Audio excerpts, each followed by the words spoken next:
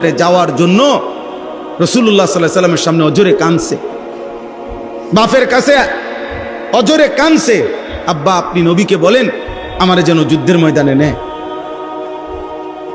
মার কাছে বলছে, মা আপনি রাসূলুল্লাহ সাল্লাল্লাহু আলাইহি ওয়াসাল্লামের কাছে আমার জন্য সুপারিশ করেন, নবীজি যেন আমাকে যুদ্ধের মধ্যে নেয়।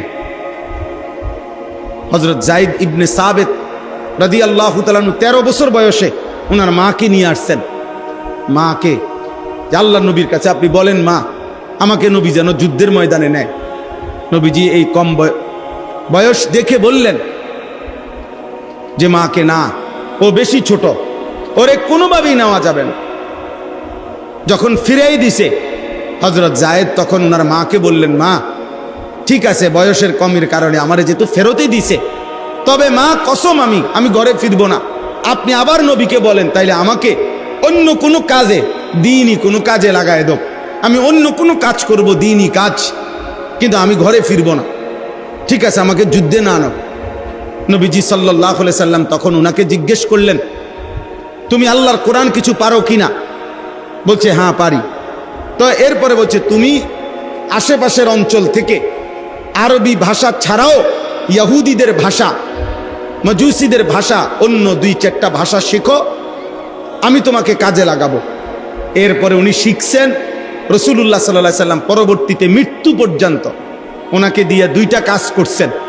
এক, যখনই কোনো ভিন্ন অঞ্চল থেকে মানুষ আসতো তো দুভাষী হিসাবে নবী সাল্লাল্লাহু আলাইহি সাল্লাম ওনাকে ব্যবহার করতেন, কাজে লাগাইতেন। উনি ওই কথাটাও বুঝতো, নবীজির কথা ওর কাছে বলতো, ওর কথা নবীজির কাছে বুঝাইয়ে দিত, দুভাষীর কাজ করত। আরেকটা হলো আল্লাহর কোরআন যখন আল্লাহ নাজিল করতেন তো রাসূলুল্লাহ সাল্লাল্লাহু আলাইহি সাল্লাম যাদেরকে দিয়ে কোরআন লেখাইতেন এর অন্যতম লেখক হিসাবে আল্লাহ নবী এই সাহাবী, ছোট্ট সাহাবী ওনাকে নির্বাচন করেছেন। সুবহানাল্লাহ। ফিরিয়ে দেন নাই, 13 বছরের বাচ্চা ফিরে যায় না। আর তোমরা কোনোভাবেই বুঝতে চাও না, তোমরা কিছু ছেলে পেলে মনে করছো জীবনের অর্থ মানেই হাসি, আনন্দ, উল্লাস, ফুর্তি, রং তামাশা, নারী, ছবি, অশ্লীল কথা, অট্ট হাসি, অসভ্যতা, নোংরামি, বেহায়াপনা, উলঙ্গতা, এরই নাম জিন্দেগি। আরে বেটা এই জীবনের চাইতে জানোয়ারের জীবন ভালো ছিল, হাইওয়ানের জীবন ভালো ছিল। কেন ভালো ছিল? কারণ হাইওয়ান তো যত অনিয়মই করুক তার তো আখেরাত হবে না, তার তো আর বিচার হবে না, পাপ নাই, তার তো আর জাহান্নাম নাই। কিন্তু তোমার পাপের কারণে তোমার জাহান্নামে যাইতে হবে, তোমার গুনার কারণে তো তোমাকে আগুনে জ্বলতে হবে। গরুকে তো আগুনে জ্বলতে হবে না, ছাগলকে তো আগুনে জ্বলতে হবে না, কুত্তারে তো আগুনে জ্বলতে হবে না, কিন্তু আমাদেরকে তো আগুনে পুড়তে হবে। আমাদের পাপ তো আমাদেরকে জাহান্নামে নেবে, আমাদের অপরাধ আমাদেরকে জাহান্নামে নেবে। আল্লাহ আমাদেরকে বুঝার তৌফিক দান করে।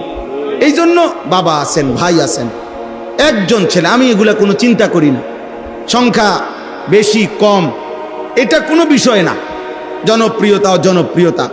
এ ছেলে, এই ভাই, এই বাবা, ভাই এখান থেকে যাও, ভাই যাও, যাও বাবা, এখান থেকে সরো, যাও বাবা, ফালতু মানুষ ওইদিকে যাও। মানে ছবি তুলতে আসে, এটা কোনো পার্ক ভাই? এতটুকু আকল কেন নাই তোমাদের? আস্তাগফিরুল্লাহ।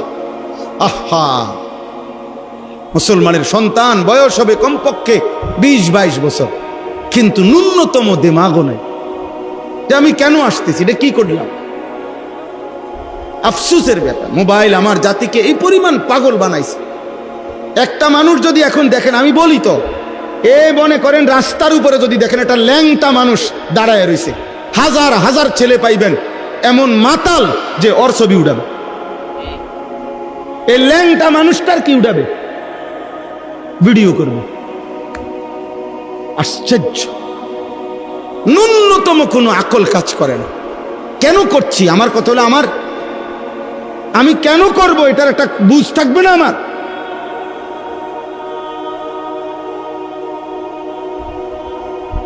পাগল বানায় দিছে আব্বা। একদিন থামতে হবে রে বাপ।